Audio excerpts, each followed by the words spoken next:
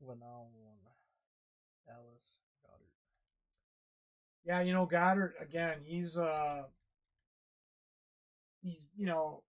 like Goddard. Last year his production kind of went down because he was only in 14 games. Again, he's another one of those guys that he hasn't played a full season. Crying out loud. I think he played one full season his rookie year. And so he hasn't been out there full his sophomore year. I don't remember if they played 17 games that year or not, but anyways, um, he's hard for me to judge. He's definitely talented. I think he's worth a starting spot, but I consider him a low end number one. I do think that the two guys we just talked, well, the three guys we just talked about, have the potential of having a better year than Goddard this year.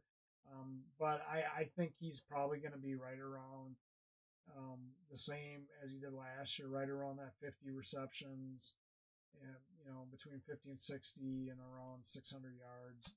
He's not a huge touchdown guy.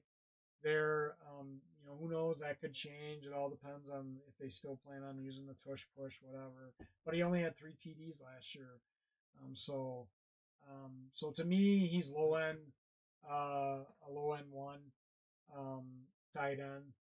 Um, but just make sure that you're keeping your expectations low because he did drop down in production last year, and it wouldn't surprise me if he drops down again this year. Yeah, he just needs to stay on the field. If he could stay on the field, I could totally see him having a top 10 year. That's just his biggest problem is injury. I think him and Hurts still have a pretty solid connection. It's just a matter of playing the games, staying on the field. Um, it's hard with something like the tush push to judge a tight end, but I think this year he could have a little bit better of a year. Maybe have like 5 touchdowns, about the same amount of yards. Just it's hard sometimes behind like AJ Brown and Devontae Smith to be like the standout guy, but I really just have like a gut feeling that he's going to be good this year. Jake Ferguson. Listen, you guys know how I feel about the Cowboys. I'm not a huge Cowboys fan. Every time I've had a Cowboys on a fantasy team, they've always screwed me. So I don't draft Cowboys. You can ask Wigs here. They never are on my team. I don't care who it is. I don't care if it's CeeDee Lamb. I'm not drafting them. I just don't do Cowboys anymore. With that said, though, Ferguson had a great year last year. He was targeted over 100 times. You can't discredit the fact that he's on an explosive offense with Dak and stuff. So I expect that he's probably going to have similar type year. Could be a little bit better if they don't figure out the CD contract situation. Um, but I think he's probably going to be right around there. He'll probably be a top 10 tight end. Yeah, I think his production will be about the same. Brandon Cooks really didn't take too much away from him last year, which honestly I was shocked by. I thought Cooks would have a bit of a better year, but Ferguson kind of came out of nowhere and just had a really stud like year last year, and I just continue to see that happening, especially with this connection with Prescott like he had last year. And if CD holds out, you really have Brandon Cooks and Ferguson on your team to throw to. That's really all you have. Listen, guys, I know all of you out there have that one team that you just have never drafted a guy from that team. Well, that's me when it comes to the Cowboys. George Kittle. Kittle, I love Kittle. I think Kittle is, uh, you know, um, he's been pretty consistent with the 49ers. Again, he's got a history of missing a game here, a game there. There was one season where he missed half the season, but that was like 4 years ago. Um, you know, Last year he had over 1,000 yards, 6 touchdowns. I think he's going to be right around there if he's healthy and he's out on the field. Last year's he probably didn't play the last game because they were in the playoffs. Yeah. So that would explain that. So yeah, I think that Kittle is consistent. He's getting up there in age, but he's still an active part of that offense. And at any given point, he can pop off for 10 touchdowns. Yeah, he's just a really consistent tight end overall and pretty great to have. most of the seasons looking at it, like as long as he played 14 games, he was kind of just in that top 5 range outside of his rookie year in the league. But he, in those years where he was hurt, he put up a lot of yards and a decent chunk of touchdowns. He's typically good for 5+ touchdowns. So obviously, to me, like clear cut starter. If you were to get him on your team, the dude's a beast, and I think his production might even be a little bit better than it was last year. Um, I know some people might think we got him ranked a little bit low, but I think he's right where he needs to yeah, be. because at any point he can kind of just be lost in the mix. So I think you gotta have to take that into perspective too, because he does have a really stacked offense with CMC and Debo and Ayuk. Dalton Kincaid. Yeah, you know what? I have Dalton in my top 4 or top 5 tight ends. I ranked him number 4.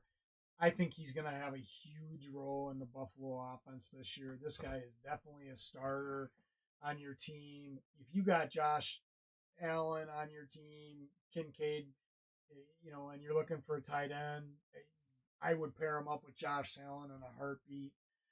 I think he's going to be a top, in the top 5 this year. I think he's got the potential to even be higher. Could be top 3. Wouldn't surprise me if he ends up, even higher than that. I'm really high on him this year. Yeah, they drafted Keenan Coleman at receiver. They got Shakir and they got Curtis Samuel. Samuel's dealing with an injury. MVS, Valdez Scanlon's injured. They're dealing with some injuries right now. KJ Hamler's injured. Uh, you know, I think Kincaid's going to have a monster year. And I think with them losing Stephon Diggs, you kind of have to use Kincaid quite a bit. Like Knox may have pretty solid production this year, but aside from touchdowns last year, Kincaid looked really good. If he just had a few more touchdowns, he would have been in that top 7, top 6 range. He only had 2 touchdowns, but he had 73 receptions and 670 Yeah, yards. and it's hard with that because Josh Allen he likes to run the ball. He likes to run the ball in the red zone. So I definitely think that there's a good shot that he gets anywhere from 90 to 100 receptions this year. I think he's definitely going to be over 1,000 yards. I think he could be around that 1,200 mark. I mean, I think that he could. He's lining himself up to put his name up there with Kelsey's of the world. He's that talented. Moving on from Dalton Kincaid, we have Travis Kelce. Yeah. Listen, I know people are going to say, dude, you're crazy. You got him at 6. I ranked him at 10.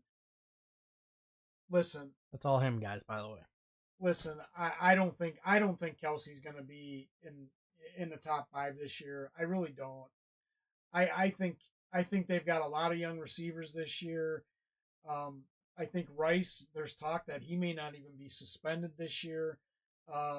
Yes, they lost Hollywood Brown, but they got Xavier Worthy. They got Sky Moore. They still got Rice. They got a lot of young guys here. Noah Gray is not a bad tight end either. I think that Kelce, lost a step last year. Yeah, he still had 92 receptions. Blah blah blah. He was close to 1,000 yards. I think his production is going to continue to go down.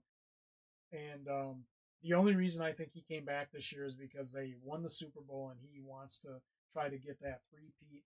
If they don't go to the Super Bowl and win it this year, which I don't think they will, I think that they're going to be lucky to make the playoffs. Again, that's my opinion and stuff. I think there's a good chance after this year he retires. I just don't think he's going to have as great a year, as he has in the past. I think the addition of Pacheco at running back is going to take away some of his red zone opportunities because I think Pacheco is going to be used in the red zone a lot more from a running perspective because of the way he runs. So I'm not high on Kelce. Listen, Wiggs has got him ranked at 3. I respect that. He could very well be number 3 this year. I just don't think he is. I think he's too busy with a lot of other things, and he's just not going to have the same type of Kelce season, and I think people should lower their expectations. I think Kelce will be fine. He's gonna get the targets. Him and Mahomes have the connection. He's gonna have like probably 85, 90+ receptions. Have the touchdown. I think he's gonna be fine. That's all I had to say.